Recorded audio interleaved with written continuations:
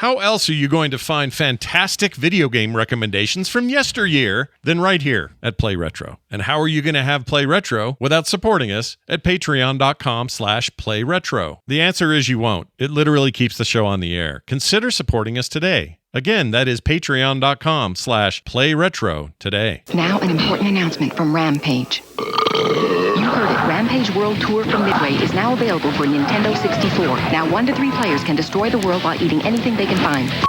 Good Lord. Oh, anything they can find? Well, I have found some monster poop.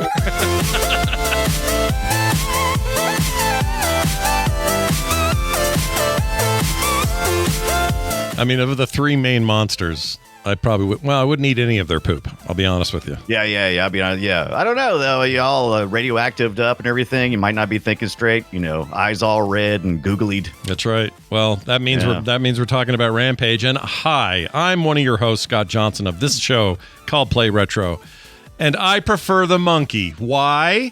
Because seeing a large ape smash things and then eat people is just what the doctor ordered. Besides, I bet the wolf has fleas and the lizard farts stink up the place for miles.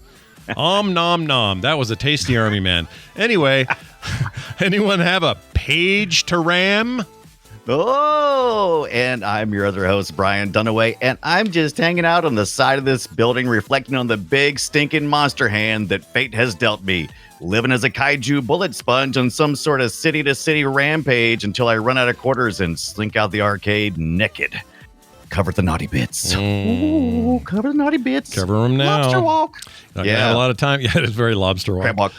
Hey, we're talking about Rampage, not the film with The Rock, although one day Film Sack might get around to that thing. I hope we do at some point. Yeah, I thought we might have done it on Film Sack. I can't remember though. What, 2018 or something? 2018, 19, something like that. Yeah. Wasn't he the giant monkey on the building? No, wait a minute. No, he was with the monkey. Yeah, they did the thing like they do with Transformers. They can't resist, but have the humans are our connection so that we have to understand these creatures. It's like, no, just do the Rampage monsters. Too stupid to understand. To relate. Yeah. Haven't you ever seen Planet of the Apes? I can get on board anything. Yeah, they're damned and they're dirty. Caesar. That's right, Caesar. Oh, I love those movies. They're so good. Those movies. Well, I watched a little bit of War the other day. Oh, it's such a good movie. Oh, it's such a good. That third one. Oh, yeah. Oh, it should have won a bunch of awards. Actually, it did, but it should have won it should have been nominated for stuff. Yeah, for more. You know who should have won an award for that? This is a total side note. Do it. I forgot his name. Vaughn. What's his name? Vaughn. Steve Vaughn. Zahn. Sorry. Steve Zahn. Yeah, Zahn. Oh, yeah, Zahn was amazing. Played the character of the little lost ape guy, little bald ape guy that lived under the sewer or whatever. So he was so good in that thing. It was so good. That is such a weird, that made me so uncomfortable, and that's what it was supposed to do. Yep. Good job, movie makers. Yep. When he realized what they were going to do, he goes, oh. I don't know why I love that so much. Anyway, we're going to talk all about Rampage. There is a monkey in it, so you'll learn all you can from that. But before we do, we'd like to talk about stuff we did during the week that was retro-related. I found a gem of a retro-inspired game that you guys must play. I'm telling you right now, this was not just a big surprise. It was an absolute joy. It's something that's been in my playlist, or not my playlist, my library for, I'll skip ahead a little here, for probably... Well, it came out in 2017, and I think I've had it that long. I think the dev may have sent me a code back then, and I just never played it. Sometimes you just don't get around to one, you know? Yeah, matter of fact, I got some right now that's like, hey, you going to play that game? I'm on it. Yeah, it's wild how you sometimes miss stuff, but this game is called Star of Providence. It's a very sort of intense bullet hell kind of dungeon crawler. It's kind of like Binding of Isaac, where you're going like room to room, sort of like through a labyrinth, but then you got this fighting mode of bullets and oh, that's cool though. Yeah, and you're like a ship. This guy's really good because he's playing on hard mode, but basically you just, you do all this stuff. You fight bosses, you move to the next one, you do upgrades on your stuff, you unlock things. It's always random, never the same, procedurally generated. What a fun freaking game that I'm so annoyed that I didn't discover when it was new.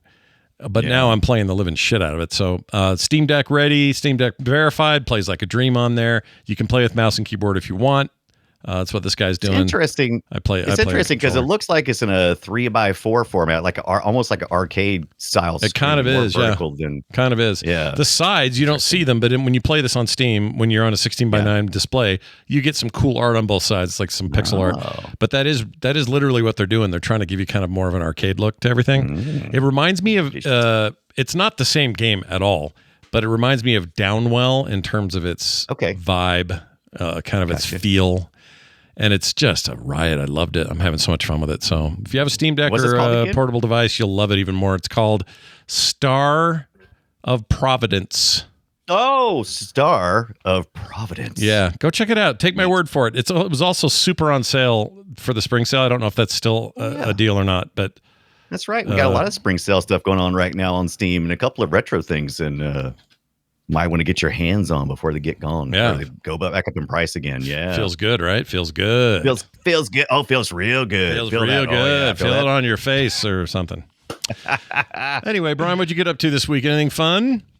Absolutely. So the continuing adventures of the PlayStation 2. So let's take a look real quick. We got, I went and ordered some more PlayStation 2 memory cards. Let's see if we can get this thing to come into focus. You also can tell back here, I've been using the Midway Arcade Treasures, which is where I've been kind of keeping track of what we've been playing on here. Like we covered Defender, we covered Paperboy, Gauntlet, Joust, Spy Hunter, and now we're covering Rampage. But I needed some memory cards for some projects I was doing, which is called Fast McBoot. You can make your own if you got your own Fast McBoot. Matter of fact, every time you go online to a YouTube video and goes, "Oh, I want to do a Fast McBoot so I can basically soft mod my PS2," it says, "No problem, you can make your own." Oh, cool. What you got to have first? Well, you got to have a Fast boot card first. Wait, you got to have one to make one? That's right.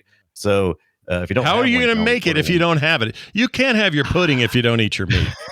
All right. Right. So you can order one on like, Amazon or wherever. But so I've been picking up a bunch of memory cards. The ones that don't work are like stuff like this. But I bought this max memory 16 megabyte card. What's wrong with it? Why wouldn't it work? Nothing's wrong with it. You just can't use these because they just aren't compatible with what's it called? Magic Gate? Yeah, the Magic Gate. So it has to be a Magic Gate card to make them. And so I've been picking up a few here and there. And I was like, hey, it was the same price to get it with this as an extra as it was to get 3. So I was just like, yeah, send me that one too. Why not? And boy, is it a piece of junk. Look at that. It just says max memory 16 megabyte card. Doesn't say, hey, I'm made by so-and-so or nothing. Just HBO boom. Max. There you go. And it rattles too. You shake it and it rattles. It's just disgusting. But anyway, so I got a whole bunch of the the regular memory cards. Yeah. And I'm still, every time I always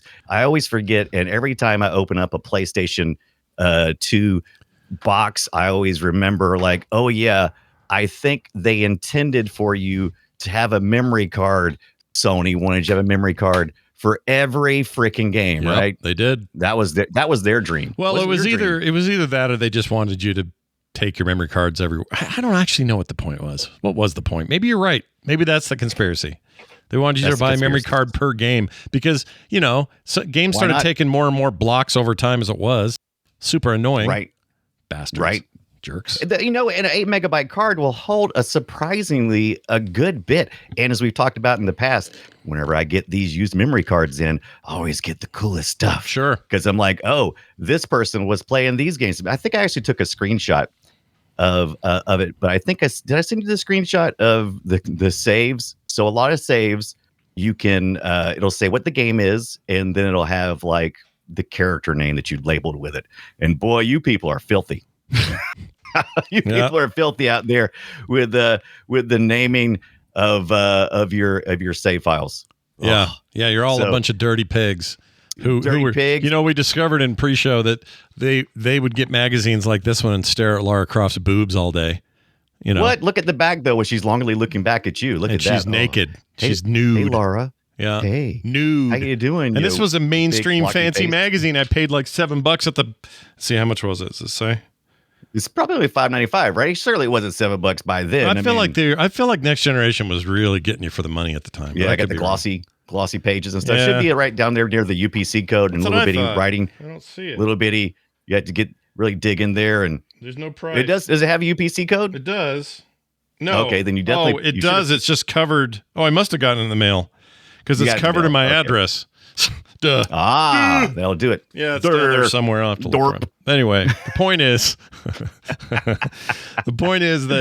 gamers are weird and they do weird things with their stuff. That's what we know. They really do. Oh, I didn't mention this though. Just one quick hate mail about this thing here.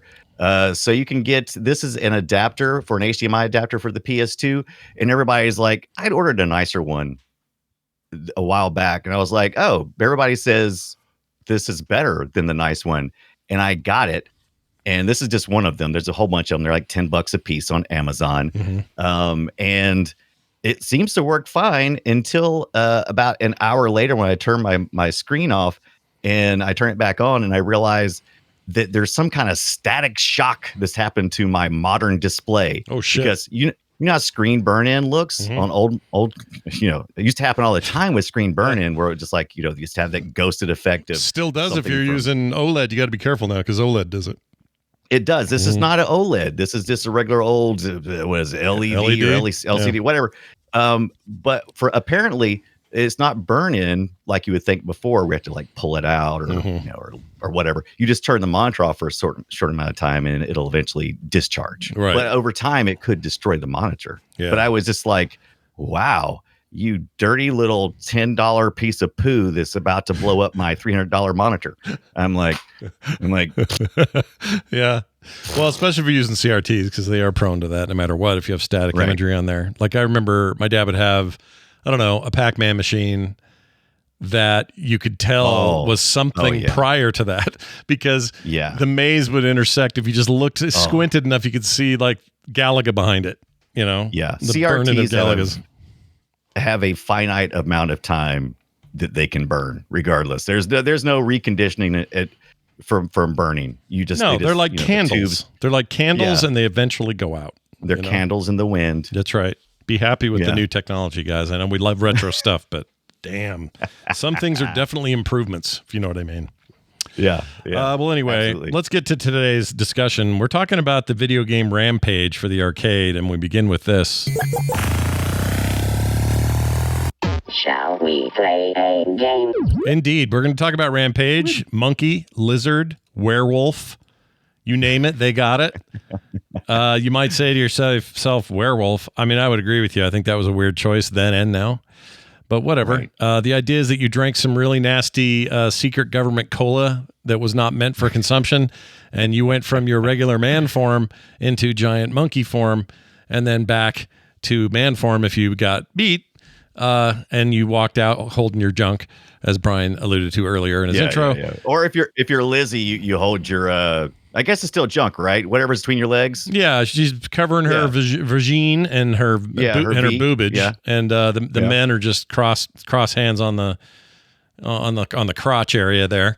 Yeah, they got the easy work. The artist and art behind this game is the same dude who was doing a lot of stuff back then for these guys. My brain just went dead. Bally Midway. Brian Collin. Right. Midway. Yeah. Bally Midway. Millie Badway.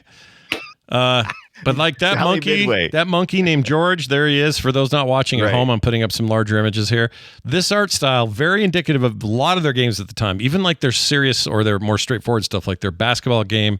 There was a basketball game anyway, but this is all before NBA Jam that used the same exact kind of art style. There were a bunch of games. Xenophobe. I think that was the name of it. That one also used a similar style. Pretty sure it was the same dude.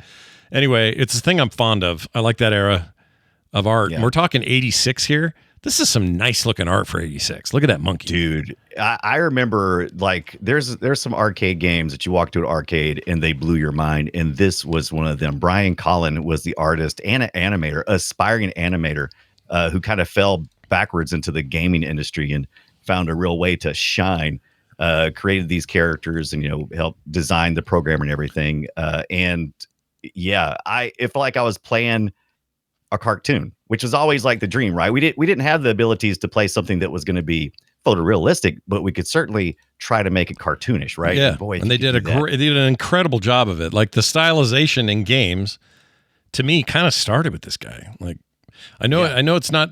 He's not a household name. You don't think like Jeff Minter or one of these guys in old game design where you're like, oh yeah, his huge impact and all that. But this is the guy I look at and go, you were kind of crucial to where games were headed.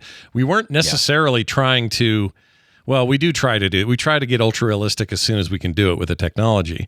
But before you get there, you got to figure out ways to you get more out of less. And his art style did so much more out of less color, out of less palette, out of less animation opportunity, like all the things that held us back then. It kind of didn't matter. I remember seeing this in theaters, in arcades for the first time and just going, holy shit, have you seen this monkey? Yeah. And he's pounding on this building and the building's going to fall. And it sounds like this. Listen to this. And then they go for it.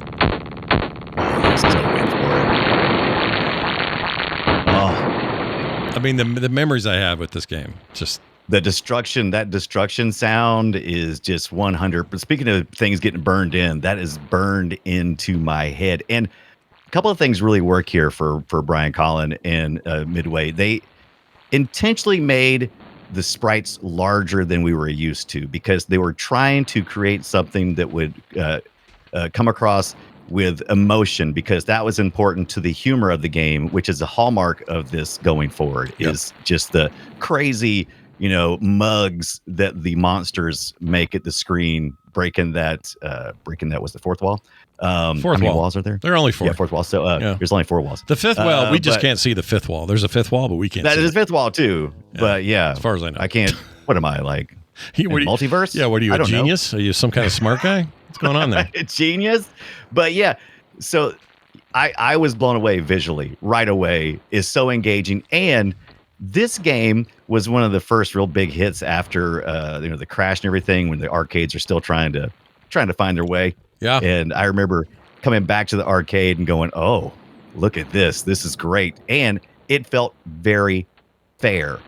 You would put in a quarter, and I felt like I got to play for a really long time with moderate skills, because the monsters just bullet sponges, and you're just slowly losing health. And if you kind of keep an eye on that, you can make it work, because if you eat dudes in the windows and their jeeps and stuff, that will give you strength. It gives you health back. Yeah. So you have a way to mitigate the loss. I mean, ultimately the game will extract quarters from you, and it will find a way to make it seem cheap. Yes. But you've got a lot more time to have a good time. That's a really good point. I hadn't thought of that this week when I was playing it, but it respected your quarter. I feel like it did. A lot of games did not back then, but this one did. Yeah. And funny you should say that. Right after the crash, that's after my dad lost that business, and we were kind of out of it at that point. Going to arcades was kind of hard, because I was just like, oh, this could have been us. This should have been us. But I started to see our machines that are based on ideas he had and things like that. Yeah. So it was kind of hard. But I remember this one was kind of a refreshing moment. It was like, oh, look where we're headed here. This is neat. Yeah. This is nothing like any other game I've played. And destructible environments? Who the hell does that? Yeah. That seemed crazy. Yeah. It seemed crazy at the time. So yeah, it's really three-player neat game, right? We didn't have a lot of multiplayer games. Most of them were 2-player games. You did have them, and we were starting to look at 3. They wanted to do 4. Apparently, Brian Collin had said. I think that was like plans for some of the later games, but they always stuck with 3, and I think that worked better, because the kind of arcade cabinet they had, it was just like a standard cabinet, but it was just that we didn't figure out until later on. We started getting like X-Men and that kind of stuff, where you have these big wraparounds where you can have up to 4 players, but you had 3 comfortably placed controllers with 2 buttons for each player. You'd walk up, you'd pick your spot, and you go to town. And I always like to play George. Usually I would play either George or Lizzie. I very rarely played Ralph, because I think somewhere inside I knew that he was just a sprite swap. Yeah, he is George. Yeah, even though we didn't know what a sprite swap was in 1986, we knew. Right. We knew. Well, we knew.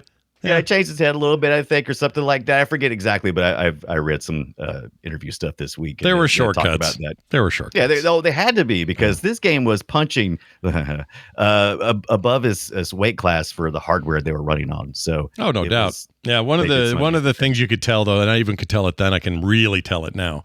But the foreground I'll do a quick screen grab. Oh, there's so much going on in the background too. That was something else. It was just made it feel alive. But the foreground is so much more. The foreground's so much more detailed than background, and that's a performance reason. Like, you're real basic.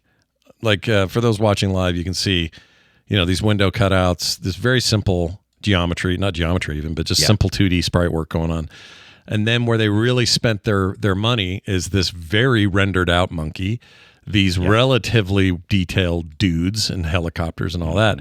So all of the action points got the focus, and the background became what it should be, which is background for that time. I mean, later they would make console versions of this game. We'll talk about some of these sequels, and they definitely blew out some of those ideas into bigger, and you make them bigger and louder. But these were heady days, and I just remember at the time going, man, this is unbelievable that I'm looking at this monkey smash this building to pieces. Where's my money? Give me another $1. You know what I mean?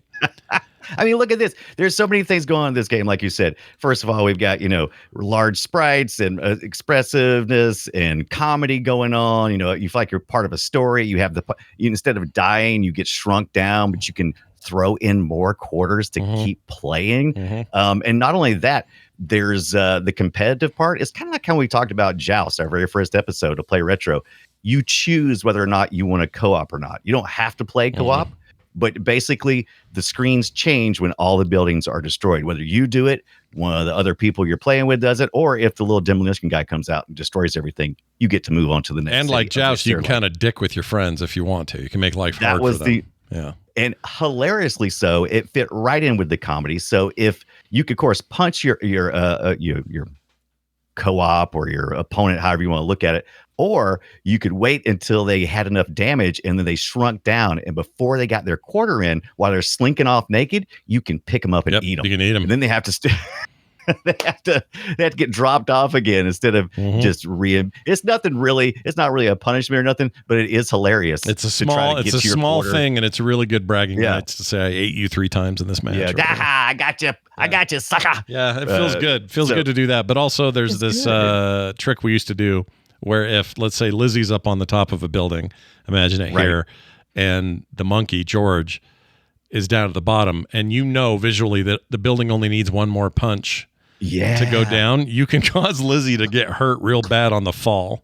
So there's a lot of that stuff. It's even more, if anything, it's more devious than Joust, because Joust was, you could land on each other's head and steal each other's eggs and run into each other, make each other fly across. I mean, there was things you could do there, but this one's devious. You can really dick with your friend. There's a lot of control here. Joust, usually if I ran into somebody else on accident, I'm sorry about that. I didn't mean to knock you. Sorry, buddy. Lava pit. But but here I'm intentionally just, you're trying to pay attention to what you're doing, and then you're trying to see what your friend is doing, because you can get in, you can steal the building crash, which is just, all of that's just so much fun. Also, you can really test the bounds of your friendship with a game like this. Yes, you can. Or not friendship at all, because lots of times at the arcade, the rando, it was, mom would drop me off, and, summertime, lots of times for us, Aladdin's Castle, mom would drop me off at the mall in the morning time, and somebody I don't really know yet comes in, sees Rampage, comes up and pops in. They usually asked, can I join in? It's like, come on, let's come on in, pop over there. Yeah. You know what? Those are lost times. Nobody today that I know of takes their kid. At the time I'd have been 15, 16. Nobody drops their kid off at a mall and just says, all right, I'll see you at 4. Like, no one does that now. Right. Yeah. We had the arcade was, our mall was a smaller mall. We had a food court and we have a movie theater attached. The arcade and the movie theater were right next to each other. So, I mean, mom drop you off during the summertime, with a $20 bill. You'd throw in 5 into the Aladdin's Castle, you get a little bonus token. So it's like 4 tokens per dollar. If you do 5, you get some extra tokens. And then once you get through with that, head over to the movie theater. And there goes your day. Mom will be home. I mean, it's the perfect day for the kid. Don't get me wrong. Oh, yeah, dude. It just doesn't feel like today parents do that stuff. Someone, Graham in the chat says, you get arrested. Yeah, I don't know, man. Like we were just, everyone talks about latchkey kids, and I don't feel like I was quite that way. But my parents, it'd be like, on a Saturday afternoon, even if you're not the mall or any of that, you'd say, Mom, me and so-and-so are going to go play baseball. Okay, we'll see you. Just be home by dinner. Yeah, be home before dark was always the thing, right? Because we're not looking for you in the dark. No, we're not coming out there to find you. It's just different. And there's something real freeing about it, but also I understand why, because we have the tools to do it now, I get why people are more careful. There's a reason. Yeah. People got lost, hurt, taken, there were issues. We're tethered to phones now. I could tell you right now where any of my children are. Even the ones who are in their 20s. I can look at my phone. I can look right here, right now, and I can see, they're over there. For some reason, he's downtown today. I wonder what he's doing. It's so dumb. It's so dumb. Yeah. But that's the time we live in. Yeah, now. Especially if you lived in one of these cities in Rampage, of which I think what is like the pamphlet said. I went and looked. Is it 256 or something? Probably matching to the amount of available memory or something. Maybe even more than that. But anyway, the cities rotate through, and this is a really good marketing idea they had, which was to include cities all over the country. So whenever arcade games used to make newspapers, man, and so you could send out a little teaser to Chicago or wherever and go, hey, Rampage or Peoria, I think it's the first place. Peoria. Is it Peoria, Illinois is where that is. Illinois, yeah. So it's like, your city is our first stop in our arcade game. You're featured. That's big. That's like, there's Kalamazoo right there. City. I don't know where Kalamazoo is, but there it is. I know where that's at. Oh, shoot. Where's Kalamazoo? I can't think of where somebody knows. Some state that's in. But, I've been through Oh, shoot. Yeah, where's Kalamazoo? I can never remember. Anyway, look at all the effort that artist went through to recreate the look of what you looked like before. Before you were a monkey. That is a bunch of work, dude. Look at this. Look at this awesome portrait. Isn't that him? Do you know who that is? That's him. So that's Brian Collin. That's his. He's drawn himself. Shut up, dude. That's great. That's his likeness. It's true. Lizzie is Brian Collins' wife. And I believe is Ralph Jeff Noman, or is there I forget it. Someone he worked with is Ralph. That's great. So he based all of that on that. So that's great. Why not? Now, if Brian and I are playing this, let me show you a little something here. Brian and I are playing right now. Let me tell you where Brian is in this picture. Okay. He is right here. So this is, I'm the ape. I'm playing George. Right. You're playing George. Brian is the blood stain in my mouth. That's the blood stain. That's who you are. Yeah.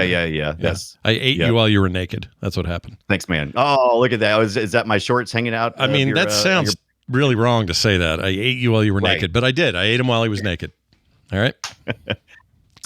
Gross. Yeah. Even after all of these years, I got a chance to play this. I played it. Like I said, I played it on my PlayStation 2 Midway Arcade Treasures, and I also played it on FB Neo. Works great, by the way. There's some things I learned this time around I did not know. I knew I was a bullet sponge, knew that all back in the day, but what I did not know is each character has a designated survivor. Did you know this? No. I'm sorry. Designated victim. I'm sorry. Designated victim. No, I didn't know that. How's that work? So George's designated victim is the lady in the red dress, just like from King Kong. Remember the King Kong story? Sure, she's big in this whole thing. Right. So if you grab her gently, right, like there, they stop firing at you. I don't think you can destroy anything. They stop firing at you. I never noticed that. Not even this week playing it. I had no idea. You gotta be careful because it's real easy just to eat her. I think if you hold the button too long, you just go. I think that's what I did. I think I just ate her. I didn't do anything else. Absolutely. And each monster has their own. I think there's a yellow shirted guy. You've probably seen him before, Lizzie. I think if you try to grab the yellow shirt guy, he slips out like some kind of grease wiener. Grease wiener. All right, I like it. He just falls out. And so I'm not sure what, like I said, I didn't really play Ralph very much this week. So, but Ralph, there's the namesake of Wreck-It Ralph. We know that inspired the Pixar. Totally, Pixar dude. It's movie. Like they're the Pixar, or not Pixar. It's actually Disney, but that whole. Oh, it's Disney. You're right. Yeah, I always forget too. It feels very Pixar. Yeah. But that movie has, it's got inspiration from this clearly. Donkey Kong, because of the way you got to work your way up. Like there's so many games mashed into what is Wreck-It Ralph the game. I love that about that game. Yeah. It's great. Love it. Yeah. But I didn't know that Designated Survivor thing was there. I also didn't realize that there were so many cities. I didn't realize they just kind of 256 is a lot of cities. Something, yeah. I was like, wow, that is way cool. And I didn't find my city in there. I did find in one of the later ones I found, at least Salt Lake City, though. I did find. Oh, nice. Yeah. Nice. What did it? How was the housing pricing in that city at that time? Because right now it's really high. I'd like it to before or after I got there with my big giant. Everything went down after you got done. That's amazing. Reconstructions. Chat room reminds us Kalamazoo is Michigan. Thank you, chat room. I appreciate that. That's right, Michigan. I forget these things. Now, if you were paying attention, you had to wait a bit for this. Oh, so long. But normally you'd have still in the 80s during that first one. Yeah, we keep talking about arcade games where it's like year after year. It's like, 81, they put this out. 82, they did Turbo. Like Zaxxon was like that last year. Super Zaxxon was just a year later, if not even a year. I think it was 8 months or something. Yeah. Rampage World Tour, the sequel / follow-up to the original 1986 Rampage, would not show up in theaters. I keep saying theaters. Yeah, that too. Would not show up into theaters that had arcade games and arcades. That's right. Until the year of our Lord, 1997. Rampage was a massive. Huge hit. Yeah. I don't know why Bally Midway waited so long. I don't either. Crazy. This one gives me joy, and I'll tell you why. It's not because of this terrible art here. Look at this splash art. It's not this horrible 3D splash art. It's really bad. So we were going real. I guess it was probably pre-rendered. I'm assuming it's still sprites. I'm guessing, but pre-rendered sprites. Pre-rendered sprites. The whole thing. That lady right there that you 3D. See, she's in there too, doing her thing. But there is something. There is an energy about this sequel that I love, and I can't really put my finger on it except. You can just see it. Look at him going, there's a speed. He's jumping, he's slanding. He's like he's an agent of chaos and kind of a dick now, you know? So we're in that age of attitude, right? It's the 90s. Yeah. Nothing represents attitude more than the 90s. And that was permeating 11 years. 11 effing years. That's too long to wait for your sequel to your hit game. Yeah, I couldn't understand why they waited so, because it was a hit. Rampage 1 was a hit. Yep. I don't know. Yeah. So but they waited a while. I had a ball with this. I played a bunch of this week, and I was surprised how much I liked it. Because in theory, I hate the art style of it. I don't think it looks that good. Even for 97, this looks kind of bad for 97. And they obviously haven't gone 3D here, which is fine. That's not really my issue. But there's a joy and an abandon about it. That just look at him. He's just a pisser. I should play some audio because there's some of that too. Here you go.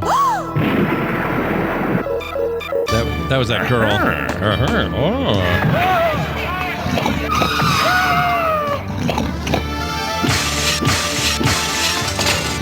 So the mayhem's cranked up to 10 on this thing. Oh yeah, over the top. Over sexualized, over violence, over everything. Just Tucson's getting it beat up now. Eat it, Tucson. Eat it, Tucson. Look at the desert. They even went thematic on the cities, so you can tell they're kind of in the area they're from. You lived in Tucson for a while, didn't you? I live near Tucson. That's what it was. Yeah. Oh, look, you just ate a cow. That's pretty cool. I'd eat a cow if I could. That'd be cool. Dude, you can eat everything in this. You smash everything. You eat everything. You've got new control sets. Instead of just punching and jumping, now you have a third button, which is kicking, which is amazing, especially for stuff on the street. Yep. You toss people up in the air and eat them, which is great. Yeah, the way you eat people now is amazing because you don't just shove them in your mouth. You throw them in the air like a I don't know, like a popcorn kernel. Yeah. And then eat them. And look at all of these airlines going down and military helicopters. I mean, it's just mayhem. This is what it should have been in the first place. This whole mess is just great. I think that's what they probably wanted. They just didn't have the hardware to do it because it is absolutely a full-on outrageous cartoon of buildings that when you jump on them, lower buildings, they turn into trampolines. You do these big jumps. You can jump building to building. Instead of a single screen, I got like a scrolling screen that goes back and forth. And one of the things that we didn't even get to look at is was Rampage World Tour. And I think one of the ways you start out in America and hitting cities there, but then you'll start busting buildings open and a flag will appear. And if you punch the flag, you can actually choose what country you want to go to next. By the I didn't know that. I just kind of let it take me where I was going. I didn't realize I could control that. Didn't know that was a thing. Yeah, I don't know if you just naturally eventually progress to different, but that's once I discovered that, I was just constantly looking for it and just busting everything. And you don't always, like in the first one, you had it, you basically on the side of the building and smashing it. Here you can smash it from the side is one of the most difficult ways. Really, jumping up and down on the building and landing on lower ones, and there's some that that have roofs that are like a trampoline. It takes 3 jumps to kill it. There's like all kinds of different ways to create the mayhem, and I appreciate that. I love that they kept it though, so that in the window there aren't just people popping their heads out. There's just like a fully cooked chicken or a burger and some fries or whatever. I love that shit. There's so much more stuff to get now. Like in the first one, you had to be real careful. Like you still have to be careful here too. That's that risk reward kind of thing. It's like, oh, what is that object? I didn't read when the screen started up what I'm supposed to be grabbing, and then you grab something like a tub or something that squirts you and it knocks you off or something like that. And so there's a risk reward going on if you're not attentive. It's great. 2 quarters, by the way, is 2 quarters this time. 50 cents, baby. Tokens. That's what I paid. 50 cent. Yeah, too much inflation. Yeah, the ROM played really well though. I emulated it on a handheld and it played great. No issues. Yeah. Did you play the official arcade version of that, or did you play one of the many ports? Because by this point in time, Arcade Perfect and home ports of Rampage World Tour were pretty good. Yeah, they weren't bad. Yeah, and they all had one. Like every console had a version of Rampage in those days. Those late 90s, early aughts. If you had a console, you had a version of Rampage of one kind or another. They had to have gotten. They maybe that was what they were focusing on. I know Data East published for some of these ports, like the NES version, which is respectable. I played the NES version of Rampage. It was okay. I mean, you definitely realized, okay, they had to do this because this is the NES on the 8-bit system. And then there's an Atari version. Did you see the Atari 2600 version? No, but I'm gonna look for it because Rampage. So this is the NES one. It looks okay, like you said. NES version's not bad. Fine. It's respectable. It's still Rampage. It's just this lower. It's almost like a demake or something. I mean, you wouldn't. It plays fine. It's fast enough. It's okay, but this one for what? Sorry, which one did you say? I haven't seen the Atari 2600, because that's your low bar. It's like, can you make a game out of the barest minimum? Oh shit. of structure. Oh shit. So yeah, it's pretty basic. The I hate this so much, dude. But it still has all the elements, right? It's got like the background, silhouette stuff going back there. You got helicopters. You got. I guess that's a monkey. That's the monkey or the ape. The way the buildings are kind of weird because the collisions are weird. So like you'll tear down one whole side of the building and then you have to kind of like walk into the building to get the rest of it. But it has all the same stuff. What I was most fascinated with, I was like, I'm curious if I can spell some stuff, because it starts looking like letters. Yeah, you probably could do some swears or something, right? Yeah. I was tempted to do that. But the thing that I got to give the best port, and it's a little bit of a cheat, to the Sega Master System, on par with the NES for the most part. They were kind of competitors at the time. And they did have a little bit of a leg up because this was, I believe Tectoy might have been in the mix at this point. It was 89 before the port came out for the Sega Master System. Oh, this is definitely a leg up. This looks pretty good. Oh, it is like leagues above any of the other ports I had seen in the 8-bit system. So, but it's a little bit of a cheat because it's years after, and they're maximizing the performance of the Master System, but it looks good. It plays pretty well too. Can't complain. I'm surprised. I didn't look at this one or play it, but it looks pretty good. I only did because I always try to, anytime there's a Sega Master System version of something, I always try to take a look. That was my first true console besides the Atari Pong. It was my first true look at that. Oh my Lord. Yeah, right. I mean, not bad. Considering. Yeah. Considering the 8-bit freaking format here, it's really not too bad. I was going to say, we forgot to mention one of the mechanics that I both hated and appreciated, because I think it did make for a better game. But if you ate a bomb and not a person, you ate one of those sticks of dynamites, you would get like burny hot breath. Yeah. Oh, And I then love that. it would slow you down. It's like a stun lock, basically. So while you were stunned by your stupid eating choices, you would get bombed and shot at and have to take that damage and not be able to do anything about it. It was interesting way of doing it. It was. Yeah, I forgot about that because there is a guy who comes out and he'll drop some dynamite and stuff, and you can accident. I usually do an accident. I'll be destroying something else, just slinging fist, and then I'll walk by the dynamite and I'll accidentally pick it up. I'm like, oh no, and start blowing it out. And there's a frustrating part in this as well because we just showed the tank, and that's like my nemesis really in this game. And because there's a really bad stun lock with that, I've gotten to the point when I was playing World Tour. It's called World Tour because you go around the world. Sure. And man, all three of us got was it World Tour? I can't remember. Anyway, we got locked up because the tanks. It must have been the later ones because I think all the home ports you played by yourself, except for it was either Universal or Through Time.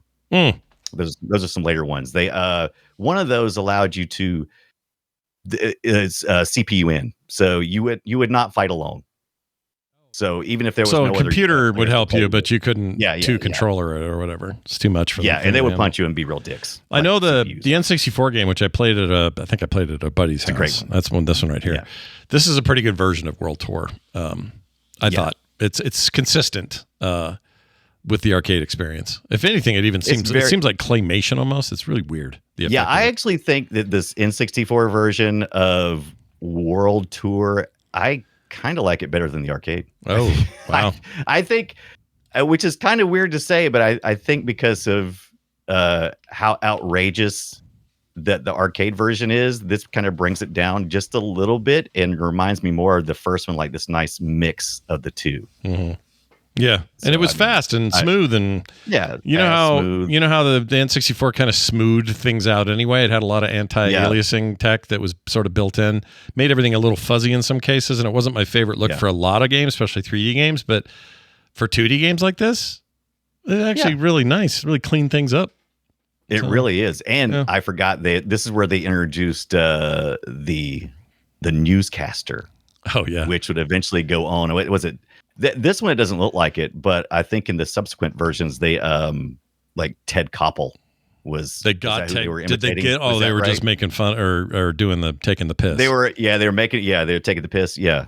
Okay. Is that right? I think that's who it was. Because it wouldn't have been like official. He wouldn't have done that for. Oh, absolutely not. It was Ted Koppel. That's what I was thinking of. Yeah, you'll see it when you see it. When you see it, you'll be like, oh yeah. People of a certain age will know this, but Ted Koppel was the face of all news for a long time. It didn't matter. It didn't matter whether you were actually seeing Ted Koppel or not. If you saw Ted Koppel, you went, "Oh yeah, the news." It's the news. Yeah, he did the news, and everybody else was sort of like Ted Koppel. You remember when you would just watch the news and you would just trust what the newscaster said? Oh yeah, this is true for all peoples of all sides, of all parties, of all the world. Yeah, I loved it. It was great. They just kind of tell you what happened. It was really boring, and that's what you wanted. You didn't need a bunch of fluff. It was just, and they just said it, and it was done, and then they left. Yep. And they didn't get any opinions. Nope. They might, if it was an emergency, they might pop in and say this is an emergency broadcast, and they tell you again what happened. They do it in a boring way. They didn't have a grid of 12 people to talk about it after. They just got the F out of there. I miss those days. And now back to your Friday night entertainment. Yeah, you were in the middle of watching Mr. Belvedere. Good news. You're going to pick right up where you were before. Right. Now return to our program already in progress. That's right. Now, you mentioned Rampage Through Time. That came out in 2000. That was on PlayStation, and I think that was it, right? Nobody else got it? Well, right, yeah. Correct. So the next two, we're just going to give a little mention to, because neither one of us probably had much time to play this. I was not able to play this. This one's ugly, I think. I don't like this one. Yeah, is this Through Time? This is this is Through Time. Yeah, PlayStation version of Through Time, and I just think this is a kind of an eyesore. I'm just going to be honest about it. I don't like the look of it. That's something about it. This was 2000. This is the last one of this style. We had some other things too, like puzzle games and stuff. And then later on in 2006, there was a continuation of the series. But anyway, we stopped around 2005. So this is going to be the last one we're going to talk about, is Rampage Through Time, with a little revisit on the Rampage Universal Tour as well. But we have new characters now. We got, I believe this one had the lobster and the rat and the purple guy. One-eyed purple monster alien face. This is probably, I'm sure this is somebody's favorite version of a Rampage. But they started playing with some different things, like each of the monsters had their own little, a little bit of difference in powers, what they could do. So I forgot about this mini game here. Remember this bit? Yeah, some mini games. They were trying to do something with this. It's always fun to play as monsters, right? Sure. And some other franchises we'll talk about in the future did the same thing. And I've yet to find a Rampage that I didn't at least enjoy, but this is by far the ugliest. I think you're right about. Yeah, there's just something about the aesthetic that really rubs me wrong, and I can't even tell you what it is, but I don't like it. It was the year 2000, and everything looked tired bad from having attitude. Yeah, we were all recovering from there not being a Y2K problem, and everything we made after that looked like shit. That was the plan. But if Rampage Through Time is your favorite, here's the theme: Rampage, the original, the arcade, was city to city. Only in the United States, and then Rampage World Tour, you went city to city again, but all over the world, and then Rampage Universal Tour, which I thought was tied in with the Universal Monsters. Wrong. Nope. It was just trying to say that they were going to travel through the universe. To the universe, yeah, not Universal, the film deal. And this one, so obviously, this one, here they are killing some cavemen. So yeah, that's through time. Through time, yeah, makes sense, right? And that's kind of a fun idea that they're time traveling. Yeah. But I don't know. You kind of stretch this thing about as far as it'll go. It's just like, what else you gotta do in your 2D? Yeah, Rampage? You're pretty much once you get to World Tour. I mean, all the rest of them are pretty derivative. Just little incremental adds like new monsters, new locations, maybe some new grabs, but very minor adjustments. I'll die on this hill. There should have long by now been a 3D world destruction. Think of the Mars game. They're called Red Faction Gorilla.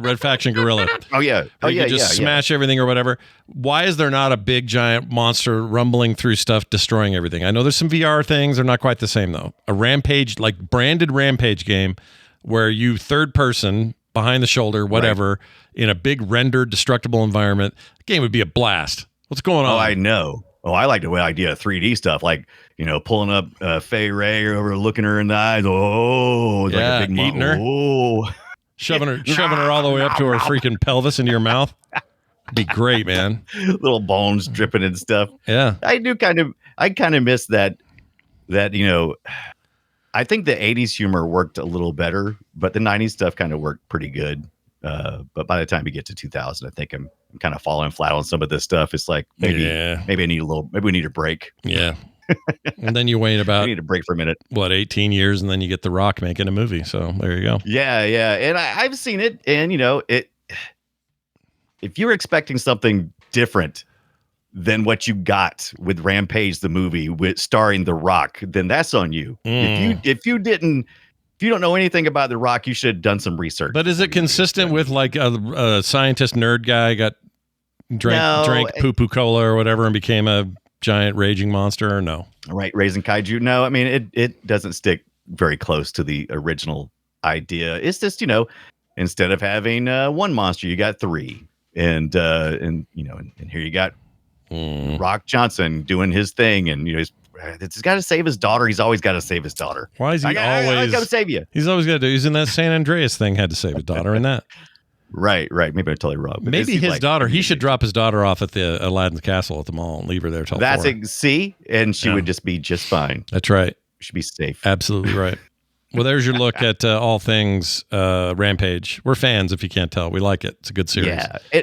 The 2006 one was pretty good, so we'll definitely revisit this. There's also, we may cram in, there's a Rampage puzzle game. We'll probably shove into a puzzle episode eventually, so we'll get more Rampage in the future, but I really felt like we needed to cover the original, because that thing was monumentally important. Seismic moment in game history. Boy, look at this CG here. Oh, boy. Yeah. That was the wolf doing wolf things. Good job, PlayStation. You did it. All right, well, let's move on to a game that we made up ourselves and that we will now present to you, the world. Destroy it. We're going to play a game called Guess Our Game. We take audio content from old games, we play it, we try to guess what it was based on 4 possible answers, and we tell each other the platform and the year. Brian, I'm going to start with mine. The year is 2004, just over our 20-year limit. Okay. Right. Or just under, right I guess. Yeah. This is the year 2004, and the platform is the one you're currently obsessed with, the PlayStation 2. Oh, the P2. That's right. So here is your audio. Let's see if you can figure it out. I'll give you your options in a sec.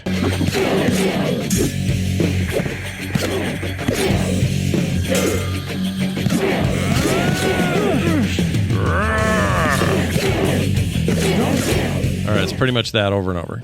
All right. A lot of all right, here is your options. Are your options. It's plural. Here we go. Oh, did I tell you? I told you the platform. Here we go. A, Grand Theft Auto San Andreas. B, Prince of Persia, The Warrior Within. C, Driver 3. Or as they did the logo, Driver 3. They elite speaked it. They sure did. The E is backwards. It's a 3. That was the hotness back then. You did it with everything. Fear. It was for 3-year. Remember that? Anyway. Yeah. Driver 3. Or finally, Sengoku Musou, which here would have been Samurai Warriors. Masua, rather. Masoa? I'm not sure how you say the Japanese. We'll just say Samurai Warriors. So your options again. Sengoku Musou. Musou. There you go. Grand Theft Auto San Andreas, Prince of Persia, The Warrior Within, Driver 3, or Samurai Warriors, a.k.a. Sengoku Musou. What do you think? I don't feel like the music is right for Grand Theft Auto San Andreas. Prince of Persia, I don't remember him ever being that badass. Driver, I have only played Driver a couple of times, and I can't remember much about it, but it's on my list of stuff that I want to play through completely.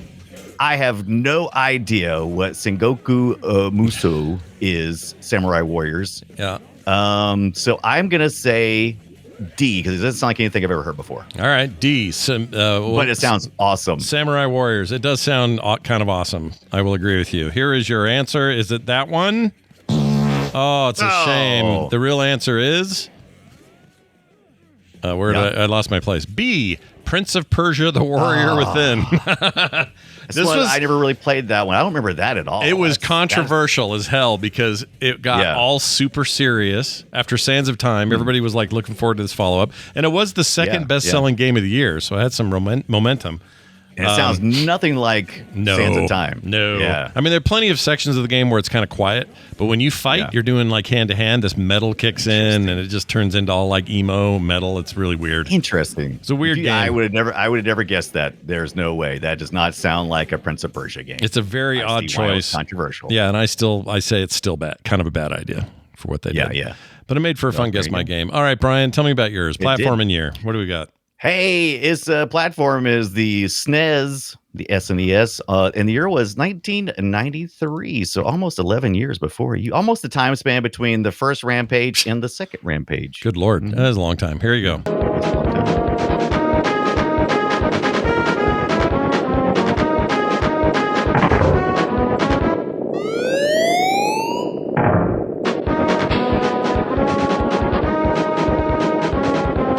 Okay, I'm pretty convinced this is a SNES game for sure because of the audio, and you said it was, so that's fair.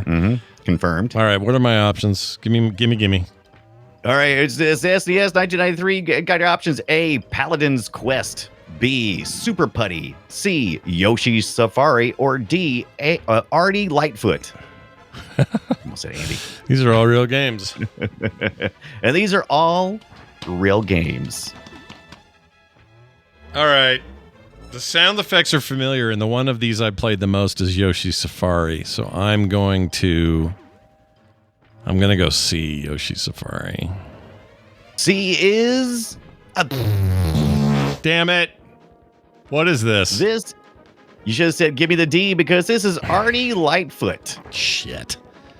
Something about the sound effects sounded real familiar to me. I was like, who did this? Because when I was looking at the different games and stuff, this wasn't even actually my first pick. I was actually looking at something else, and I was like, well, what's similar to it? And I said, what is Arty Lightfoot? It's got the same vibe. Let me listen to it, and I'm like, geez, this sounds like Nintendo first party stuff here. Yeah, it really does. I don't know. I don't think I know this. This might be the one on the list I thought I knew, but I don't think I know what this is. I don't either, but it looks amazing. I really want to play Arty Lightfoot. So if people out there are huge fans of this series, or if there's a series, I don't know, but it It's way cool. Man, side scroll. Aardvark? Yeah, I think so, or something. Is he? And he's got like the Flash helmet on, so he's Arty Lightfoot. Fast. Yeah, he's fast. So got a little Sonic in there, a little bit of Mario in here. Everybody was making these back then. This is one that escaped me for some reason. Never played it. Well, who knows? Maybe one day we'll get a little time with old Arty Lightfoot in a episode about forgotten side scrollers. How about that? That's not a bad category, is it? It's all right. No, but I'm going to play between then. I'm going to play Terra of Hemasaurus. Terra of Hemasaurus. Oh my gosh. Yeah, that's that game. It was come out a couple of years ago. That was kind of like that Rampage like. What is it? Give me the name again. What is it? Terra of Hemasaurus. I got a link in there under. Oh my gosh! Keep playing modern games. All you had to do was Terra of Hemasaurus, and the dog lost its mind and barked. I saw that. I heard that. I was like, "Did you just pull up Terra of Hemasaurus?" That was crazy. Oh, you can still buy that on Xbox. Let's see. That is. Oh, is this kind of what I was saying earlier about what you could do? Let's see. Let me look at some screenshots. Very cartoony. Oh my gosh! Looking. Skip for now. Why is Microsoft making me jump through 15 login tries? Here we go. Are you sure you don't want to log in? Where's I need to see images here. I got the Steam powered. I got the Steam link in the show notes. Is it in the show notes? Let me take a look here. Where'd you put that? Keep playing modern games, like right above Guess My Games. There it is. Oh, Terror, not Terra. I'm sorry. I was looking for T-E-R-A. I'm sorry. I do say horror and terror. Yeah. Kind of like that. I apologize. That's the reason why I try to emphasize it sometimes. So you mean terror of, okay. Terror. Got it. Oh, yeah. Look at this. They're definitely doing some, you can play catch and feed the other dinosaurs. What the hell? Yeah. Ooh, it's reviewed really well. I might want this. Yeah. And it was on sale recently too. I was hoping still is 12. Well, let's see. Okay. I'm sorry. It's in a bundle that is less than the price of the full game, and you get 2 games. You get over 9,000 zombies and Terror of Hemasaurus or whatever. This looks like fun. Have you seen Super Blood Hockey? That one's pretty cool too. Dude, I have that game. I have Super Blood Hockey. Yeah, that's great. A good one. I'm going to now add this to my wish list and grab this soon because this looks like this looks like fun. I mean, clearly they're wearing their inspiration on their head here, but that doesn't hurt me.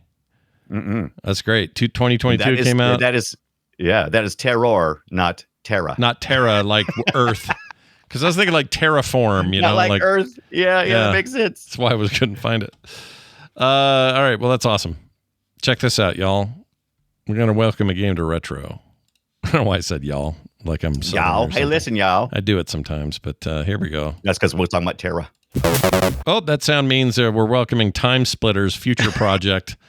Yes, that's right. I don't even know. I think that's actually the Wolfenstein. Let me grab it again. Oh, it's really loud. Yeah, I like that. Yeah. Turn that way down. There we go. I think that's when you pick up ammo in that game. Ah, gotcha. Anyway, this is the game. The game is Time Splitters Future Perfect, which is a PS2 game. Fantastic little game. I thought at the time, I loved all the Time Splitters games, so you couldn't go wrong with me. But isn't like Time Splitters the first one? Isn't like always the check your graphics card to see how badass it is? Yeah, sort of. Except at that time, I think this was only console, wasn't it? And I think you can get it anywhere else at the time. I think. Not this particular one, but I think the original was the first Time Splitters on PC. I didn't know that. Maybe it was. I don't remember. Am I wrong or am I right? Maybe I'm wrong. I just remember it was X-Rare people. I've been wrong so much the last couple of weeks. I doubt everything. I knew it was X-Rare people who had left Rare, and also they all worked on GoldenEye, so it had some GoldenEye DNA and stuff like that. And that's all I remember about it. But I really loved playing it. It was a good game, good shooter, good soup. Good soup. Also, another thing we do here is we get your feedback. Welcome to the treasure room. Here are the ways to contact us. If you go to frogpants.com/playretro, it's all linked there, but directly you can go to voicecast.app/playretro, and that is a place you can submit both texts and voicemails like this one about Prince of Persia. Nope, that's my thing. Oh, sorry, where did it go? There it is. This is about Persia. This is from Paul about might and magic. Hey, Scott and Brian, it's Paul from New York. Love the show. Hope you can cover the Heroes of Might and Magic series. It's a great year for it with the retro throwback Heroes of Might and Magic Olden era coming out this year. The game seems to be targeting fans of the third game, arguably the best in the series, as opposed to the later Ubisoft janky ones. Hope you can consider it. Take care. Yeah, the newer 3 is where that series peaked, in my opinion.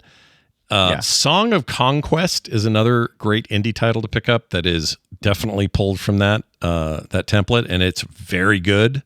It's just a small indie team kind of creating a game based mainly on how 3 played. But I would love on one of our, because we rotate around platforms. We get back around to PC. This might be a really good one to do. So I agree. I've looked at this one a couple of times. Thank you for recommending that, Paul, because the only holdback I've had is when I look at it, I'm like, oh, I really want 2 weeks with that.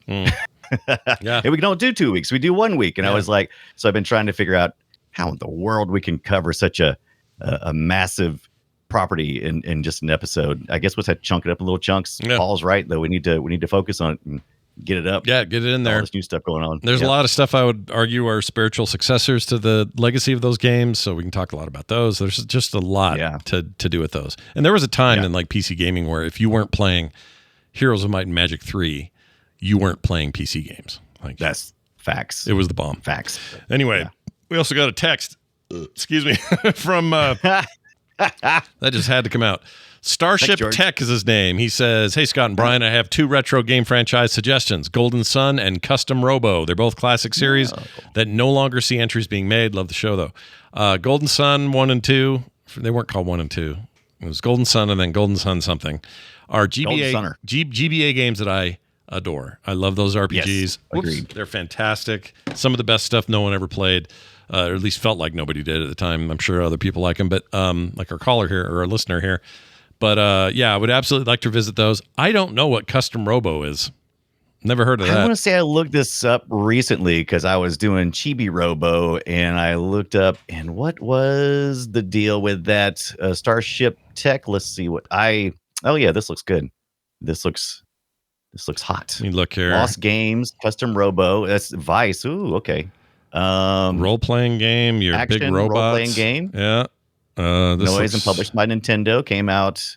Here's a robot right there. Got a robot. Isn't that sexy? Yeah, I don't know what that's from, though. This came out in 1999. We was all worried about the Y2K thing. Oh, yeah. Weren't we, though? So dumb. Were we, though? Okay. I have a disc. GameCube game, then. Or maybe not entirely, but that's what this is showing me. Yeah, that's what it looks like.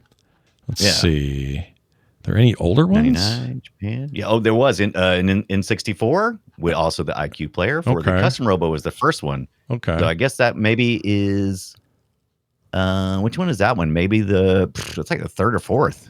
Oh my hell. I see why. That's the first one released in North America in 2004. Everything else was Japan and China, and we didn't see it until that one on the GameCube. They even have Amiibos. For it, yeah. Ooh, for the Wii U anyway. So there must have been a Wii U game. Yep. Also made it to the Wii eventually. Yeah. Or Nintendo DS. Yeah. Oh, DS I guess showed up maybe. on? Okay. Yeah, made it later. Just not familiar with this.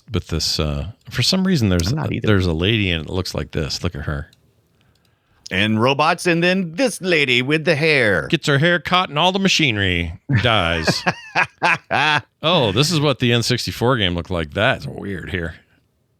It's like little chibi guys. Oh, no, those are dudes reviewing it. Sorry. But those are dudes doing it. Yeah. Hold on. Let me pull up a better one. No, it's the same. I guess it is. That's the art? I don't think that's the art. I think that's the people doing some YouTube. That's YouTube stuff on top of it, right? That's got to be. Okay. Now, how about that one? There we go. There you go. There's that rectangular N64 box unit that we all love. Only 4. Yeah. Yeah, I don't know, man. That's an interesting series that I've just never heard of that. So I'm down with it. Yeah, I mean, we're always down to try stuff that we're not familiar with.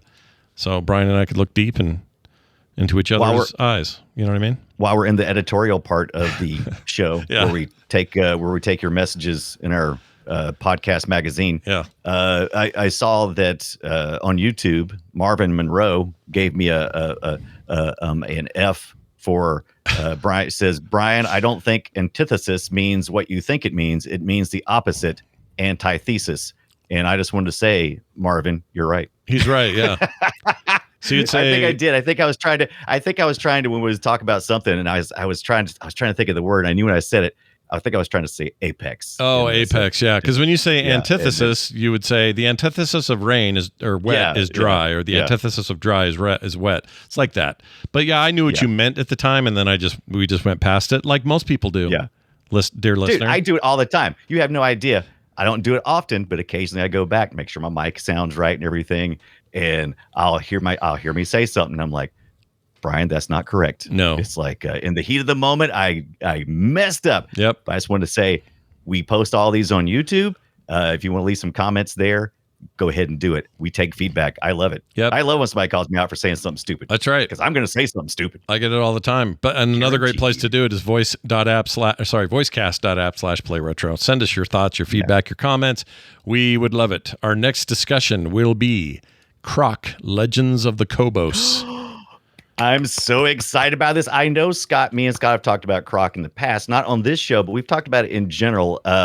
Growing up by PlayStation 1, Drew, my oldest, me and him spent a good bit of time playing this 3D platformer, and I fell in love with Croc. There were so many 3D platformers at the time, and I just love the spirit of Croc. And so a new one's coming out. Yep. They're bringing, not a new one, but they're bringing back all the first. They're remaking them. In fact, I think this video is of that remake. This is all, remastered looking. Yeah. It's coming everywhere. It is. On all the consoles, on PC, everywhere. I think the reason we even brought it up before is it was part of our discussion around the Spyro the Dragon games. And very similar, cut from the same cheese, very similar deal.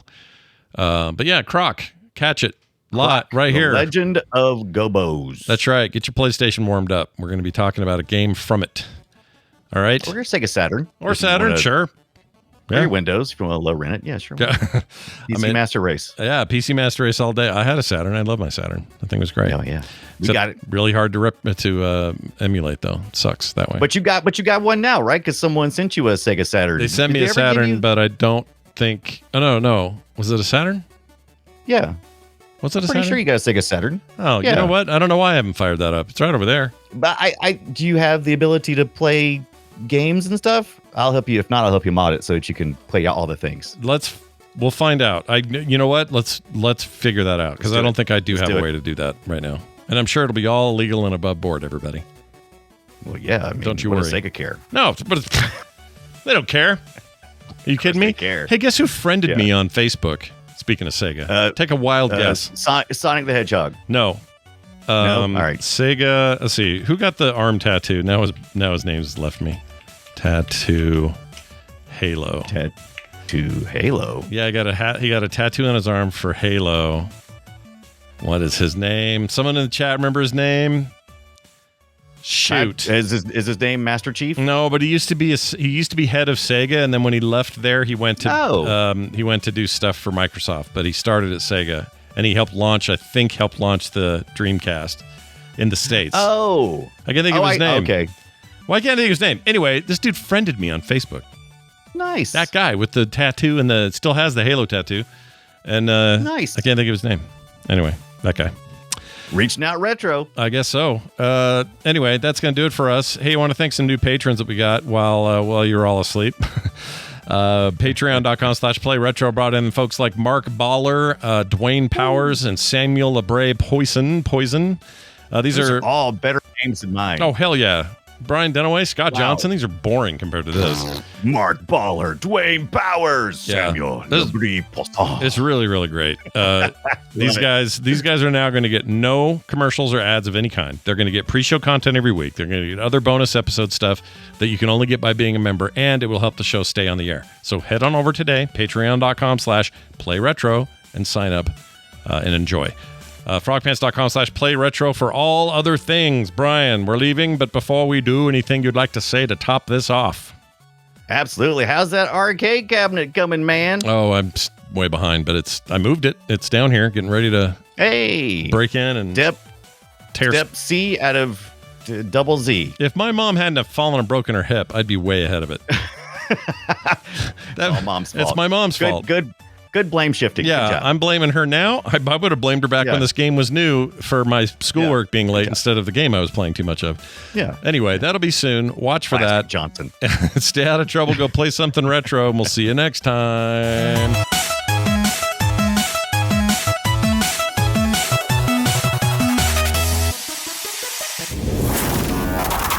In the menu of life, make your main entree frogpants.com.